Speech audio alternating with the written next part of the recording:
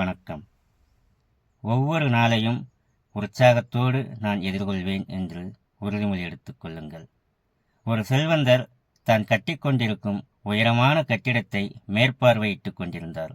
அப்போது ஒரு 8 வயது சிறுவன் அவரிடம் வந்து, ஐயா, தங்களைப் போலவே நானும் பெரிய மனிதனாக என்ன செய்ய வேண்டும், வழி சொல்லுங்கள் என்று கேட்டான்.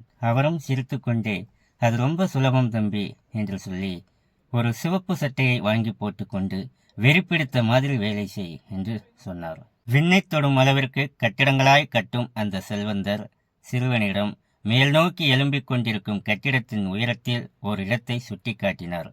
அதோ அங்கே வேலை செய்பவர்கள் எல்லோரையும் உனக்கு தெரிகிறதா என்று கேட்டார். சிறுவனும் கண்களை இடுக்கிக் கொண்டு பார்த்து, தெரிகிறது ஐயா என்று சொன்னான். அதோ அந்த சிவப்பு சட்டை அணிந்திருக்கும் மனிதனை பார்த்தாயா? அவன் பெயர் கூட எனக்கு தெரியாது.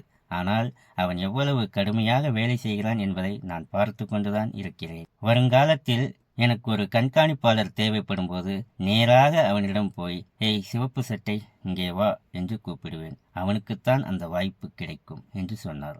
நாம் ஒவ்வொரு வாய்ப்பையும் ஆர்வத்தோடு பற்றி கொண்டால் அது நிச்சயமாக ஒரு நாள் பட வேண்டியவர்கள் கண்ணில் உறுதியாகப்படும். பதிப்பாளர் மால்கம் ஃபோர்ப்ஸ் சொல்லுவார், நீங்கள் அசையாமல் இருந்தால் எதுவும் நடக்காது. ஒரு நோக்கத்தை அடைந்தாலும் அடையாவிட்டாலும் கை கால்களை உதைத்து கத்திக் கொண்டிருந்தால்தான் நீங்கள் உயிரோடு இருக்கிறீர்கள் என்பதே எங்களுக்கு தெரியும் என்று சொல்லுவார். உங்களை சில பேர் வெறியன் என்று சொன்னாலும் பரவாயில்லை, தீயாக வேலை செய்யுங்கள்.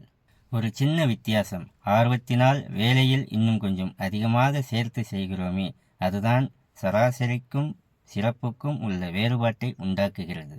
பல சமயங்களில் அந்த வேறுபாடு மிக முக்கியமானதாக கூட அமையும். உதாரணத்திற்கு, தன் போட்டியாளர்களை விட சில வினாடிகளே வேகமாக போனாலும் அந்த ரேஸ்காரின் விலை 2 மடங்காகிவிடும். ஒலிம்பிக்ஸில் தங்கம் வென்ற தடகள வீரர் 2ஆம் இடத்தை பிடித்தவரை விட ஒரு பின்ன புள்ளிதான் அதிகம் பெற்றிருப்பார். நீங்கள் செய்யும் எல்லா காரியங்களிலும் ஆர்வத்தையும் நேர்த்தியையும் சேருங்கள். நான் ஒவ்வொரு நாளையும் உற்சாகத்தோடு எதிர்கொள்வேன் என்று உறுதிமொழி எடுத்துக் கொள்ளுங்கள். நன்றி, வணக்கம்.